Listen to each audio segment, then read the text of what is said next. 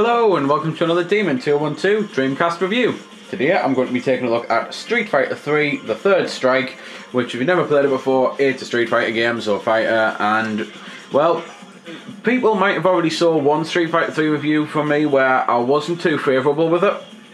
And that's because I've noticed there's a lot of ports of old games that are coming out as HD that just are utter crap.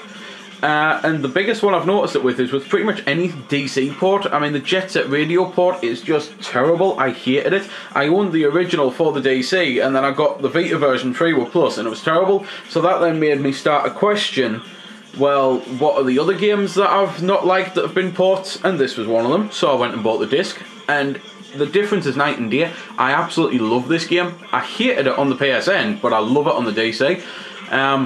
At the start, you've got arcade, which is self-explanatory, and it's what I'll be showing because I don't have a second pad plugged in or a fight stick or anything. Versus mode, training mode, system direction, which I'd love to be able to really see what some of these are, but I've got the Japanese version. I can't read Japanese, and I haven't got an absolute clue as to what any of this actually is.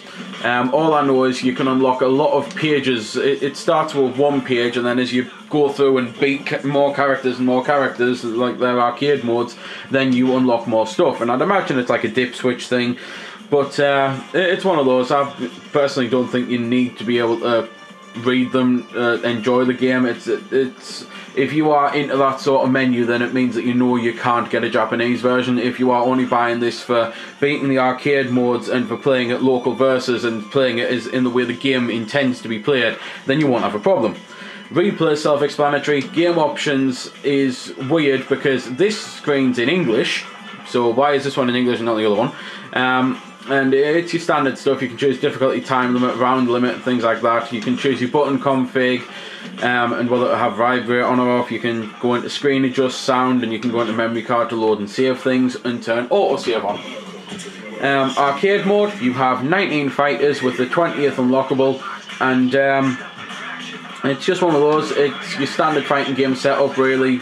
I suppose this part's not standard. You get 3 choices for super moves, but every one that I've played as seems to be the same. They're always a double quarter circle forward and then an attack button, and it's every single one. However, that just makes it even worse that there's some fighters that I just can't pull their move off with. If they've done it the exact same way, how come I can't pull them off with certain fighters?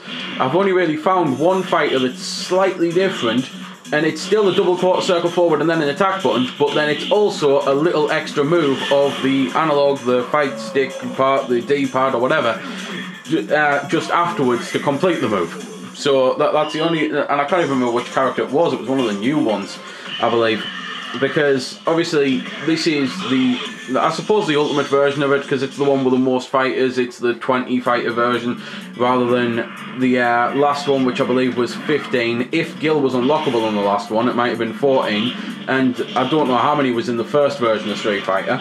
All I know is that I knew this was the one that I had to get for the most gameplay, and it's just, as I say, the difference to the new version on the PSN, it's just night and day compared to this. It really is. I am astounded with how much better this is. Gameplay, I think it just plays amazingly well. It's got a different counter system than Street Fighter usually does. There's not just holding back to block, there's also pushing forward at the exact right moment to counter it, and it's one of those it takes a little while to get used to, and I still more times than not just hold back rather than push forward, because it's a bit of a risk reward, because if you don't time it right then you just get pummeled. Graphically, the game is fantastic. Musically, the game is atrocious. But I'm going to shut up for a little bit and let you listen to some music, because if this is the stage I think it is, it's the only one that I actually like the music of.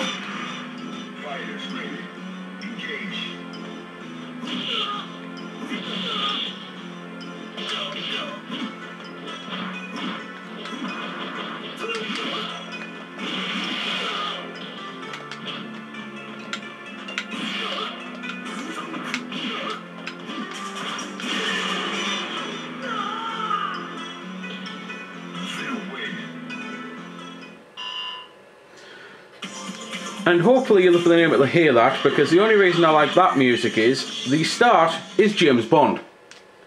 I do not know how the hell people got away with that. That is so obviously the starting sequence to James Bond, and then it changes by adding a little bit of, well, I don't even know what the hell the instrument would be, almost like a banjo or something. It definitely sounds more a plucked instrument than anything else. So, the first time I heard that, it's the first time I actually thought, hey, I like a bit of music on this game. Although, why are they using the James Bond theme? And then I realised it was just slightly tweaked. The rest of the music, well, you've got the one on the bonus stage here, which just sounds like generic music from Futurama, even though obviously Futurama came after, but it's the type of thing that it does just sound more like generic music than anything else. You've then got music that sounds like it wouldn't be out of place in in Sonic Adventure 2, not in a Street Fighter game, because it really does just sound like awful, crappy rap. And then you've got the odd track that sounds marginally okay, but you barely hear them, and it's a bit of a shame.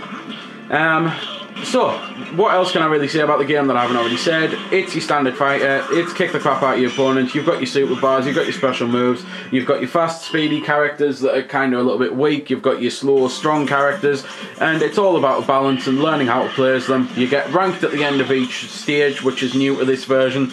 Double Impact in the original version, something like Fight for the Future, doesn't have it.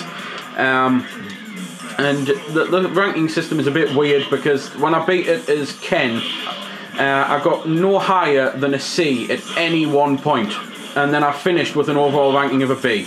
How the hell do D's, E's and C's equate to a B? It's well weird. If anything, I should have got an average D ranking all the way through, but it's one of those. The ranking system doesn't really do anything, it just shows how well you did with that character, so I suppose it's a good indication as to who you should practice with or who you should try and perfect. For example, one of the new characters, 12, I don't think I got better than an E throughout the entire game. I absolutely hate him. I really do. But, yeah, there's nothing really much else can be said about it. Clocking sequence-wise, like arcade endings, they're all in Japanese, so I haven't got a clue what they are. Some of them have got nice pictures, though. And that's pretty much all that I can say about them.